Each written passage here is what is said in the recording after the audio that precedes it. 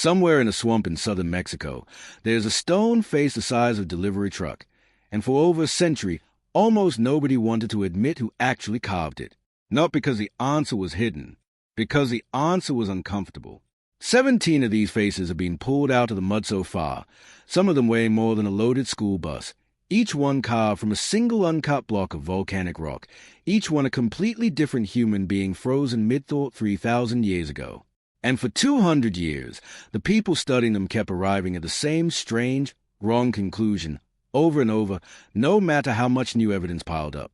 Feed everything we now know into a model built to strip away assumption, and just show you the pattern in the data, and the picture that comes back is almost embarrassing in its simplicity. Not because it's exotic, because it's obvious, and we spent 2 centuries refusing to see it. Let's go back to where these things came from, because the origin story matters more than the mystery itself. Around 1500 BC, on the humid Gulf Coast of what is now the Mexican state of Veracruz, a civilization started forming out of slow rivers, thick rainforests, and floodplain soil rich enough to support real population growth. We don't know what these people called themselves.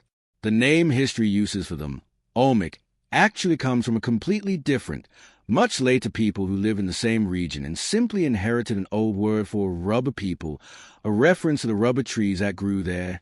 By the time anyone wrote that label down, the ones who built these cities and carved these faces had already been gone for over 1,000 years, already reduced to rumor and ruin. But what they built while they were here was staggering. San Lorenzo rose first, a real planned urban center with drainage systems and ceremonial platforms, flourishing from around 1200 BC. Later came La Venta with its earthen pyramid rising out of the jungle floor, and eventually Tres Zapotes carried the tradition forward after the earlier centers declined. These weren't loose collections of huts.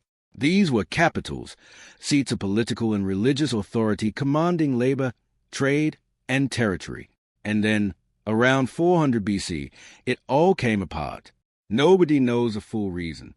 Shifting river courses, environmental pressure, internal conflict, probably some combination of all three. The centers emptied out, the jungle reclaimed the plazas, and the carved stone faces sank slowly into the earth where they'd stand undisturbed for over 2,000 years. Here's the part that gets skipped in most tellings. This culture didn't just disappear. It became the root system for almost everything that followed in Mesoamerica. The calendar of the Maya are famous for tracing eclipses and cycles with astonishing precision. Its foundational structure traces back to this Gulf Coast culture. The layered cosmology the Aztecs built their entire religious world around, the recurring gods, the sacred symbols, much of that vocabulary originated here first and simply got passed down, generation after generation.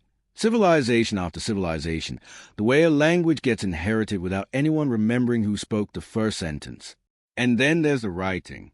In 1999, near the old Olmec heartland, archaeologists found a carved stone slab covered in rows of small, repeating symbols, arranged in patterns that look deliberately linguistic rather than decorative. It's called the Cascadule block, and it's been dated to roughly 900 BC. Many specialists who studied it believe this makes it the earliest known system of writing anywhere in the Americas, though it remains a genuinely debated question since only this one example has ever surfaced. If that reading holds, it means this civilization invented writing entirely on its own, with zero outside contact, joining an extremely short list of cultures in all of human history that ever pulled off that feat independently, alongside ancient Egypt, ancient Mesopotamia, and ancient China. This is a civilization we're actually talking about. Not a curiosity, not a footnote, a root civilization that an entire hemisphere grew out of. And the object that carried its name into the modern world, the ones tourists travel to see and museums build entire wings around, are those 17 colossal heads. Stand in front of one and let the scale actually register. The smallest confirmed head stands around 6 feet tall, already taller than most adults. The largest reaches roughly 11 feet, about the height of a basketball hoop, and is estimated to weigh somewhere in the range of 40 tons. Every single one was carved from one continuous, uncut block of basalt, a dense, dark volcanic stone. No seams, no smaller pieces joined together. One stone, one face. And every block came from the same source, the Tuxtla Mountains, a volcanic range sitting roughly 60 miles inland from where most of the heads were ultimately found. 60 miles of dense rainforest, river crossings, and swampland that turns to knee-deep mud in the rainy season, with a block of stone that can weigh as much as 50 tons. And here's a detail that should genuinely stop you. This civilization had no wheels, no horses, no oxen, no domesticated pack animals of any kind, because none existed anywhere in the Americas at that point in history. No iron, no bronze, no metal tools whatsoever. Every part of this, quarrying the stone, moving it across 60 miles of hostile terrain, and then carving individual, expressive human features into it, was done using stone tools, human muscle, and a level of organizational coordination we're only now starting to properly respect. And then there are the faces themselves, which is really where this whole story lives. From the moment the first of these heads was uncovered, it was obvious this wasn't some repeated symbolic mask stamped out from a single mold. Each face is completely distinct. Line two of them up next to each other, and you will not confuse one for the other. The brow line changes. The width of the nose changes. The fullness of the lips, the angle of the jaw, the particular set of the mouth, all of it shifts from head to head. One face looks weathered and stern, like someone who's carried authority for decades. Another looks younger, rounder, softer around the eyes. These aren't stylized types repeated for effect. These are individuals.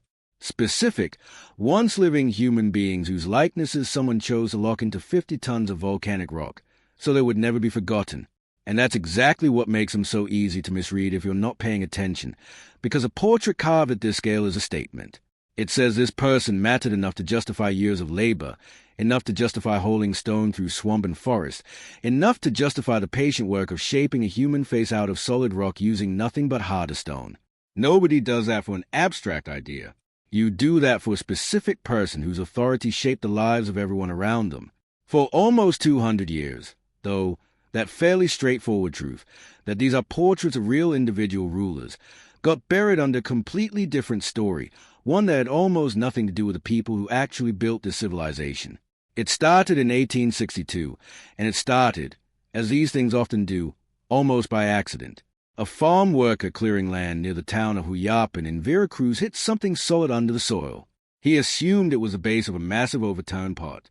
He kept digging. What came out of the ground instead was a face. A colossal human face, eyes half-lidded, lips full, wrapped in a helmet-like headdress. It was the first of these great stone heads to reach the outside world. Word reached an antiquarian named Jose Maria Melgo y Serrano, a man educated entirely within the European intellectual tradition of his time. He came to examine the head, and when he looked at that ancient carved face, he didn't describe what was actually in front of him. He described what his training had conditioned him to expect. He declared the features Ethiopian, African in origin. He looked at a sculpture made by the founding civilization of an entire hemisphere and concluded it simply could not have been made by the ancestors of the indigenous people living in that exact region. Sit with the logic underneath that claim for a second, because the logic is the entire story. Melgo y Serrano had no artifact pointing to contact across an ocean, no linguistic evidence, no trade goods, nothing. What he had was an assumption buried so deep he didn't experience it as an assumption. The colonial-era conviction that indigenous peoples of the Americas simply weren't capable of producing monumental art at this level of sophistication on their own, and that something this accomplished had to have originated somewhere else entirely. And a claim like that doesn't need evidence to survive. It just needs to be useful to somebody. This idea, that the heads depicted people of African descent and that some ancient transoceanic contact had shaped Olmec civilization, should have quietly died the moment real archaeological methods arrived.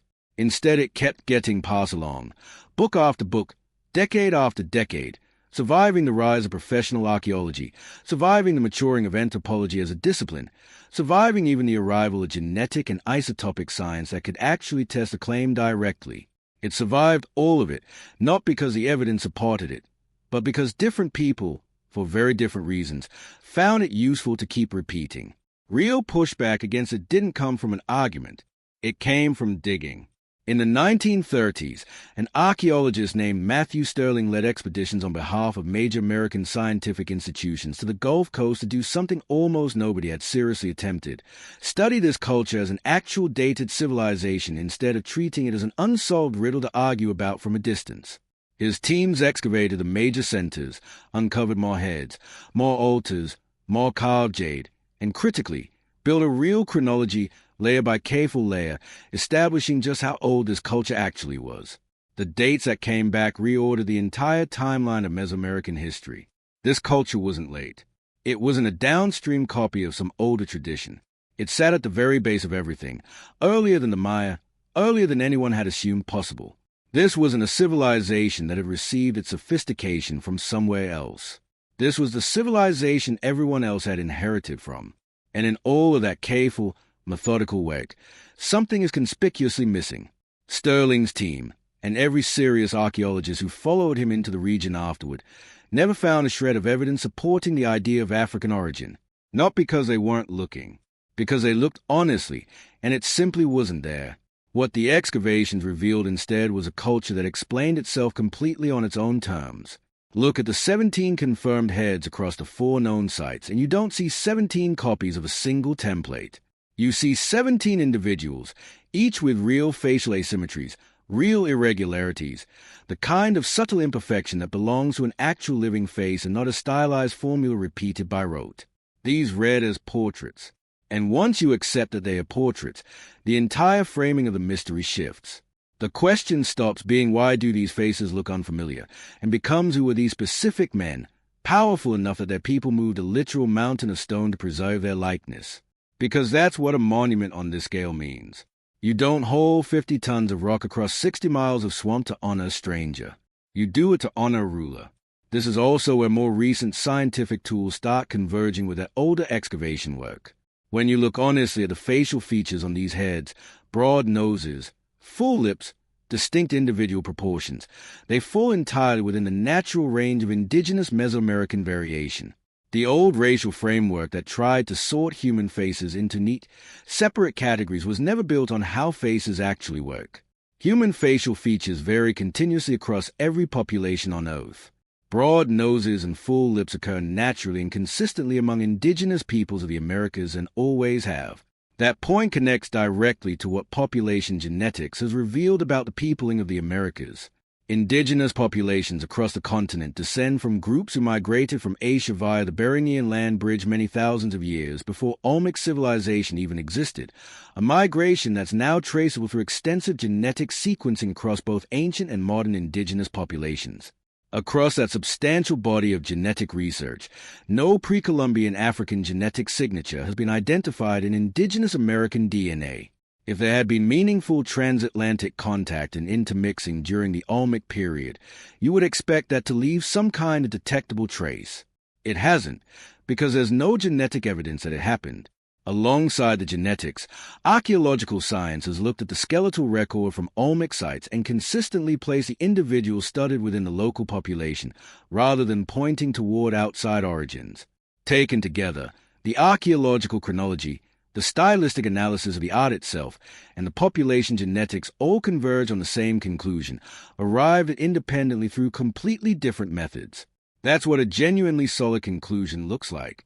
Not one claim repeated loudly for 2 centuries, but multiple separate fields of study landing at the same answer on their own. And yet the African origin idea didn't just quietly disappear once professional archaeology settled the chronology. It went dormant in mainstream scholarship, but it didn't die. In the mid-1970s it resurfaced, this time carrying a very different motivation. The writer Ivan van Sertima published a book arguing that Africans had reached and influenced the Americas before European contact, and he pointed to the Olmec Heads as his central piece of evidence. This time the claim wasn't rooted in colonial contempt. For many who embraced it, it functioned as an act of reclamation, a counter-narrative pushing back against centuries of history that had systematically erased African achievement and contribution. That motivation came from a real and understandable grievance.